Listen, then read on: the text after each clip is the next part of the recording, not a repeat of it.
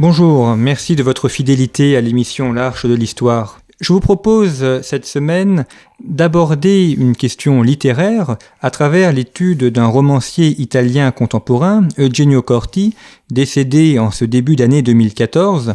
Eugenio Corti, connu pour ses romans phares comme Le Cheval Rouge, comme Les Derniers Soldats du Roi, où la plupart ne reviendront pas, qui ont été traduits en français, et qui est un écrivain profondément chrétien qui a mis beaucoup de christianisme dans ses œuvres. Pour parler de Eugenio Corti, je reçois aujourd'hui François Livy. François Livy, bonjour. Bonjour, merci de votre invitation. Vous êtes professeur émérite de littérature italienne à l'Université Paris IV Sorbonne. Vous avez bien connu Eugenio Corti puisque vous avez réalisé la préface et la postface du Cheval Rouge. Vous avez également contribué à diffuser son œuvre en France et puis c'est une personne que vous avez rencontrée à plusieurs reprises. Donc vous pourrez nous parler de ce romancier et tout d'abord en ce qui concerne l'homme, c'est quelqu'un qui est né au début du XXe siècle, était très marqué par la Deuxième Guerre mondiale, qu'on trouve dans la plupart de ses œuvres. À quel point cette expérience de la guerre a conditionné ou a marqué son écriture? Oui, ça a été une expérience déterminante dans la mesure où Eugenio Corti, rappelons-le, était né en 1921. Il a été appelé sous les drapeaux au début de la Deuxième Guerre mondiale, enfin à partir du moment où l'Italie est entrée en guerre, en 40, lui a été appelé en 41. Et chose tout à fait étonnante, il avait demandé à être envoyé sur le front russe.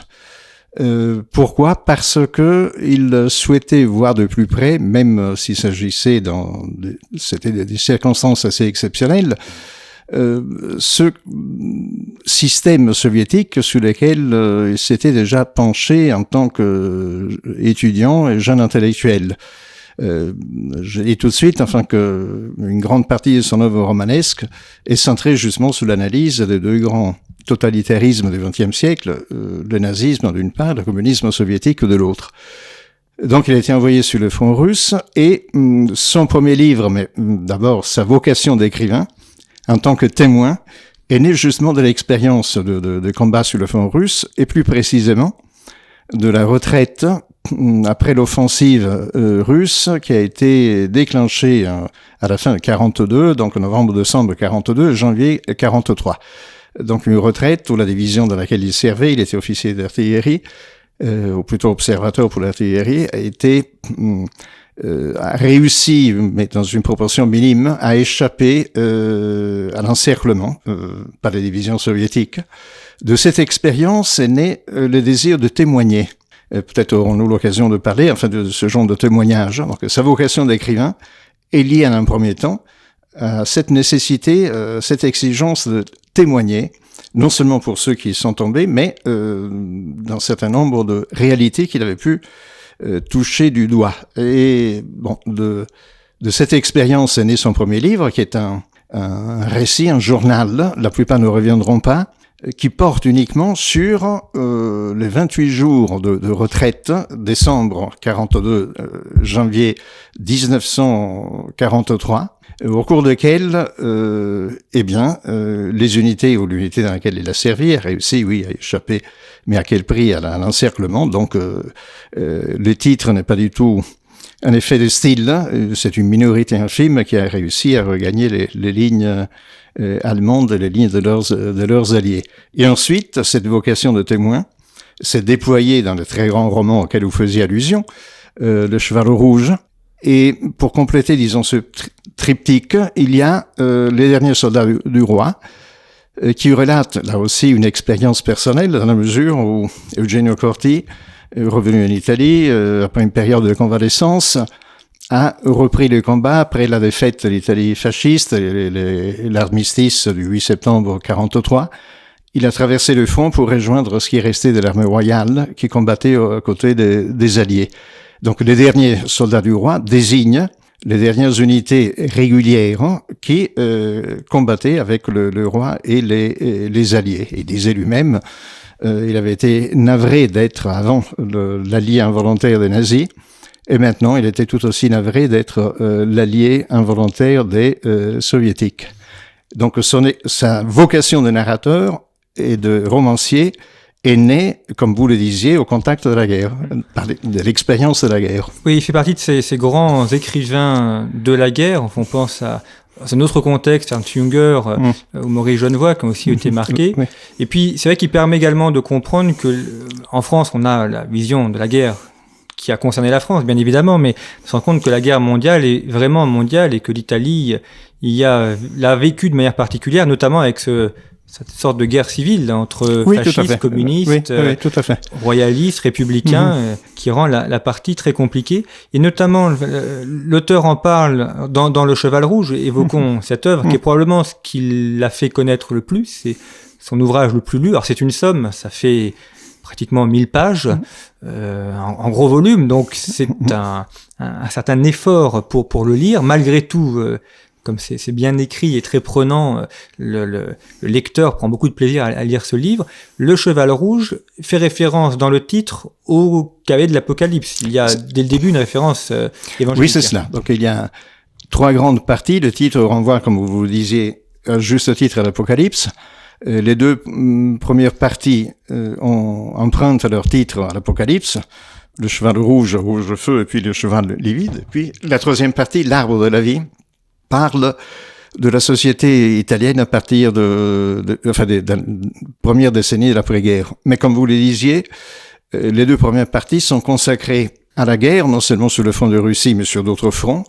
Et pour, disons, les théâtres de guerre dont il n'avait pas été les témoins, eh bien, Corti s'est procuré une documentation tout à fait fiable. C'est un roman qui lui a coûté 12 années de travail. Recherche dans les archives disponibles à l'époque. La première édition italienne apparue en 1983. Et puis, donc, ce que vous avez appelé à juste titre la guerre civile, qui éclate en Italie en 43, qui s'achève en 45. Et là aussi, c'est une partie extrêmement intéressante, dans la mesure où c'est une page de l'histoire italienne qui souvent avait été annexée par une vision assez idéologique, dire d'autres termes, mais pratiquement, on passait sous silence les forces ou les formes des résistances des maquis qui n'étaient pas communistes, auxquelles on donnait non seulement la primauté, mais quasiment l'exclusivité de la résistance. Alors, depuis quelques années, la situation a un peu changé. Corti n'y a pas peu contribué en montrant qu'il y avait aussi des unités régulières, d'une part, qui combattaient avec les Alliés, d'autre part, quand la résistance elle-même était déchirée entre plusieurs factions rivales d'entre elles pour le contrôle de l'Italie du Nord. Enfin. Parce que le Cheval Rouge va jusqu'au début des années 70, donc on voit toute l'histoire de l'Italie d'après-guerre, notamment les années de plomb. Oui. Et puis, ce qui est intéressant dans son œuvre, c'est qu'il montre aussi une nouvelle forme de totalitarisme, qui est le matérialisme hédoniste ou consumériste.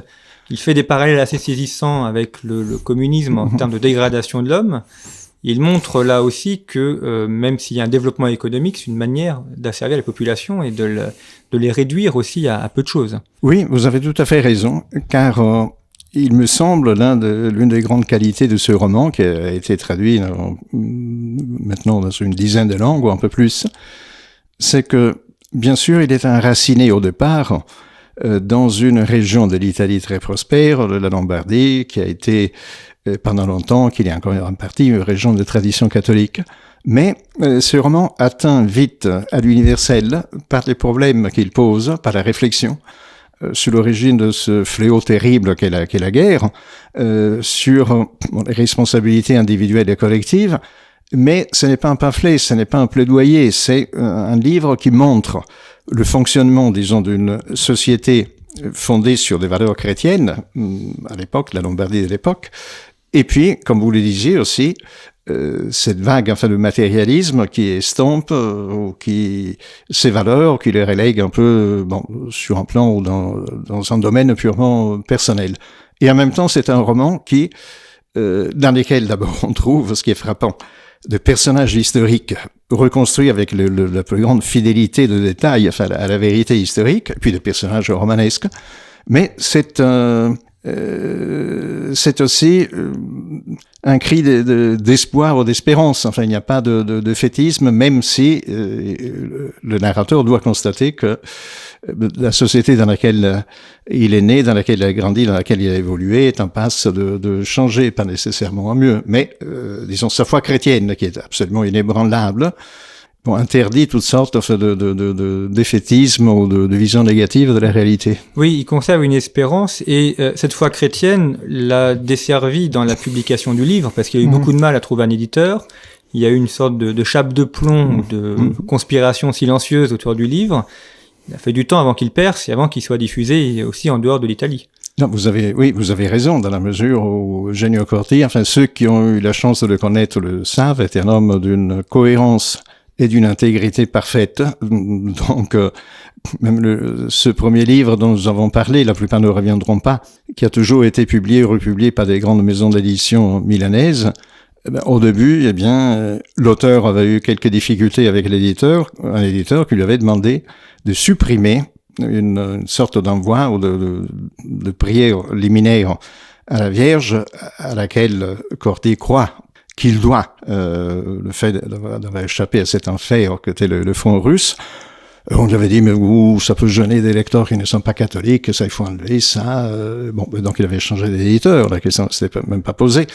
Donc il y a effectivement, le Cheval Rouge était un cas littéraire, puisque le manuscrit était très important, quelques 1000 pages, mais surtout, ce qui était dérangeant pour certains, c'était l'anticonformisme idéologique, mais non pas un parti pris idéologique, mais un parti pris de recherche de la vérité. Alors du coup, il avait été édité par une maison d'édition milanaise toujours, mais qui publiait pour la première fois un roman. Leur catalogue était plutôt de essais, livres d'histoire, etc. Avec un succès énorme qui a déconcerté un certain nombre de médias. Et puis il y a eu des traductions étrangères. D'abord la première, excellente, parce qu'elle a été réalisée, vraiment faite par un écrivain, un espagnol, traduction française. La première édition a paru en 97. Et puis, même un japonais, anglais, ou plutôt américain, lituanien, serbe, néerlandais, et d'autres pays. Donc, d'autres traductions sont en passe d'être réalisées. Donc, un succès énorme, mais qui n'a pas été imposé, ou même pas favorisé, disons, par les médias. Nous allons marquer une courte pause, nous retrouvons après.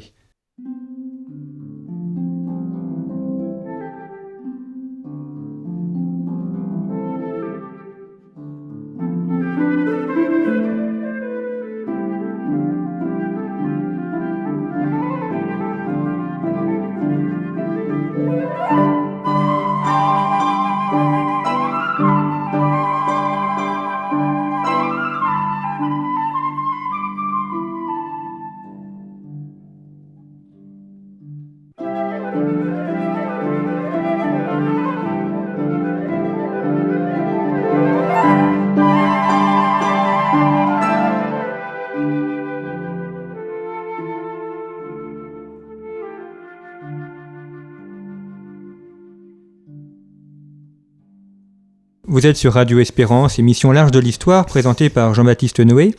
Je reçois cette semaine François Livy, professeur émérite de littérature italienne à Paris 4 Sorbonne, pour évoquer la figure et l'œuvre du romancier italien Eugenio Corti, décédé en ce début d'année 2014.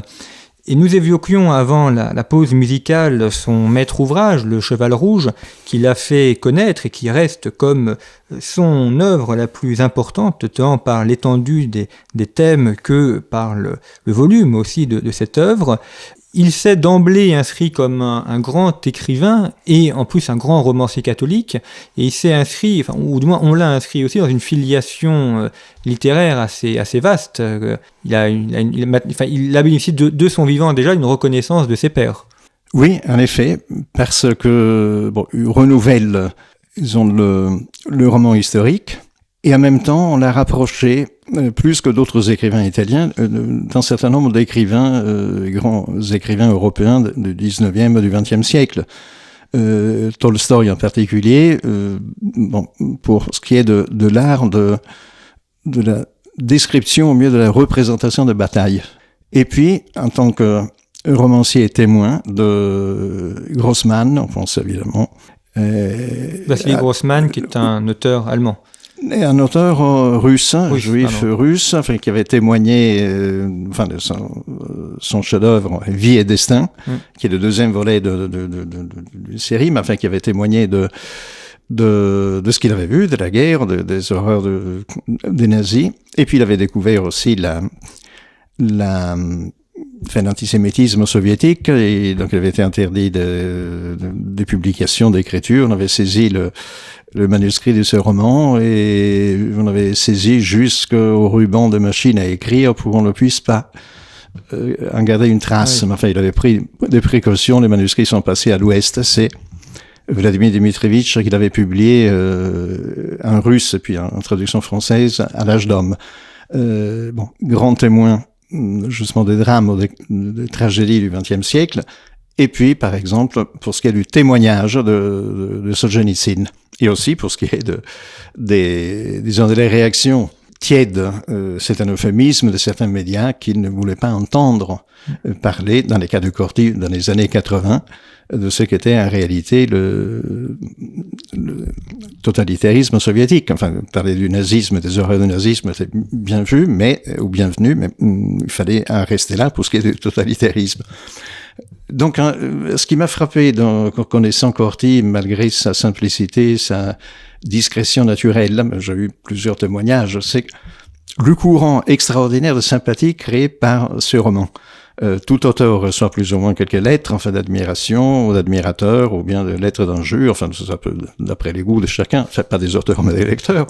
Dans les cas de Corti, il a reçu des centaines, voire des milliers de lettres, mais des gens dont je n'ai pas tous, mais en grande partie, ou une proportion considérable, la vie a changé après la lecture de ce livre. Et pour quelques-uns, ce livre a été le catalyseur d'un retour à la foi, de la découverte de la foi. Et c'est un roman qui n'a rien de... si vous passez l'expression d'apologétique ou pas un zeste d'esprit bigot, tout simplement, c'est d'une force inouïe, une force qui tient vraiment à la recherche de la vérité, au fait de parler avec la même simplicité de la foi chrétienne et ses manifestations concrètes, comme d'autres aspects de la vie, enfin. Donc un roman qui a un impact très très fort sur les lecteurs. Et bon, c'est une anecdote qui m'est arrivé de raconter plus d'une fois, mais j'ai connu un certain nombre d'écrivains. Je n'ai jamais vu, à l'occasion d'une signature de livre, comme ce fut le cas une fois à Paris pour Corti, une famille entière, donc père, mère, plusieurs enfants, donc quelques-uns à peine à âge de lire, chacun avec un exemplaire du Cheval Rouge qui voulait faire signer par l'auteur, comme les parents voulaient que ce soit un viatique pour la vie pour leurs enfants. Donc c'est pas très courant, mais dans la vie et dans la carrière de Corti, ces épisodes sont très fréquents. Oui, et alors il y a un autre ouvrage de Corti qui est plus petit mais qui est intéressant, c'est Caton l'Ancien, où là on se reporte dans l'histoire antique, qui est l'histoire aussi de l'Italie, et à travers la figure de Caton l'Ancien, il veut aussi mettre en parallèle le monde contemporain, celui dans lequel il vit, qui d'ailleurs est écrit davantage sous la forme théâtrale, ou moins de dialogue. Il inaugure une trilogie qu'un collègue, un très bon ami, le meilleur traducteur de Corti, Gérard Genot, a appelé, lors d'une conversation formelle, une trilogie de l'utopie. Il y a Caton l'Ancien, puis il y a la terre des Guarani et l'île Paradis. Alors évidemment, comme vous le disiez, le regard sur cette grande figure de la Rome ancienne est un regard qui doit éclairer, par contraste ou par similitude, l'époque contemporaine, et en même temps, il y a une nouveauté importante pour ce qui est de l'écriture. Ces trois livres se présentent sous forme de récits en images, c'est-à-dire des séquences qui s'apparentent finalement à un script d'un film, avec des indications même parfois sur quasiment sur le jeu de caméra. Et c'est un essai intéressant qui tend à rapprocher un peu de l'écriture romanesque de l'écriture filmique. Mais, comme vous le disiez, il ne s'agit pas d'une plongée érudite, même si la documentation est impeccable dans l'histoire ancienne, c'est en fonction toujours de présent que résonne, qu'écrit Corti. Alors, la terre des Guarani, donc là, c'est davantage en Amérique latine, c'est l'époque des réductions au Paraguay. Oui, c'est ça. Donc c'est l'écroulement de ces rêves.